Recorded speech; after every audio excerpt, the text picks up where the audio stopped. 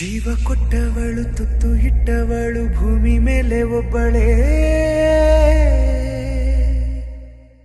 ಪ್ರಾಣ ಒತ್ತೆ ಇಟ್ಟು ಜನ್ಮ ನೀಡುವಳು ತಾಯಿ ಇಲ್ಲಿ ಒಬ್ಬಳೇ.